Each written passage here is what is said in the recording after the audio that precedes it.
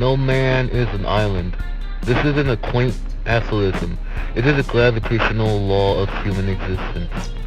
Pride is one thing, a necessary scaffold for self-respect, but the undeniable monumental fact of the matter is that this world was not merely built, but forged brick by painful, glorious brick on the shoulders of countless giants, whose very names we often forget. To stand today, breathing in air purified by others' sacrifice, and gazing upon a horizon defined by their vision, and then declare, I am indebted to nobody, is not just a lie, it is an act of profound, willful ignorance. A self-blinding shroud woven from arrogance and folly. The siren song of absolute self-sufficiency, the notion of doing something entirely monolithically ourselves, sounds honorable in the abstract, a rugged ideal born of frontier spirit. But in the cold, hard light of reality, it reduces the aspirant to a tragically foolish figure, flailing against the tides of inevitability. Rome wasn't just not built in a day. It wasn't built by one mind, one pair of hands, or one lifetime. The simple structure we call a house requires not just the master carpenter, but the logger who felled the tree, the smith who forged the nail, the geologist who understood the foundation, and the countless laborers who moved the earth. One man cannot be the singular burdened architect carving every wooden plank, nor one solitary bricklayer for an entire towering building, nor one fisherman destined to catch every single fish to feed a hungry city. The specialization that seems to isolate us is, paradoxically, the very mechanism that binds us in a web of indispensable reliance.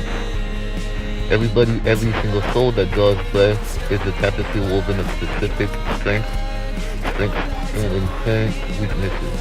Everyone possesses their own unique essential sign, a skill set, a perspective, or an inner light that is valuable not in isolation, but in its ability to reflect and refract the light of others. A teacher might be an acknowledged expert, a towering intellect in their chosen field, yet that mastery by no means signifies that they are finished learning. It means they are ready to become a better student of the universe, and a more effective conduit for the wisdom they carry. To reject new insight, to dismiss a helping hand, is to choose stasis over momentum. And here we confront the heaviest load, stubbornness. It is a trait that is simultaneously difficult to shed and utterly crucial to discard. It is a defensive mechanism of the ego whispering corrosive debilitating existence. When nobody helped me when I was struggling, why on earth should I pay the price for someone else's weakness? Or the even darkest self-pitying refrain, haven't I already lost enough? Why must I give more? This is the voice of a man standing defiantly on his deserted island, refusing the sight of the approaching rescue ship. But the power of positive influence, the quiet, relentless offering of empathy and aid could, if given the chance, reach and redeem even those fortified souls who wish never to hear the sound of another human voice.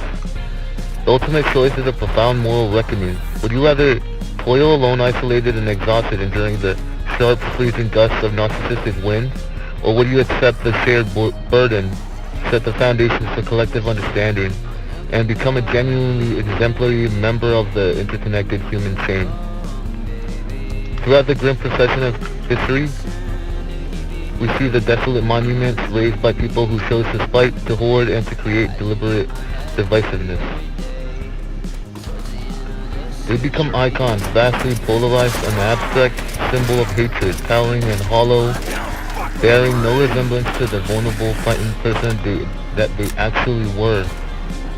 Millions upon millions have met an untimely, brutal demise, not for any crime, but merely for existing as an other, for daring to occupy a space deemed exclusive. The lesson etched in the silent stones is absolute.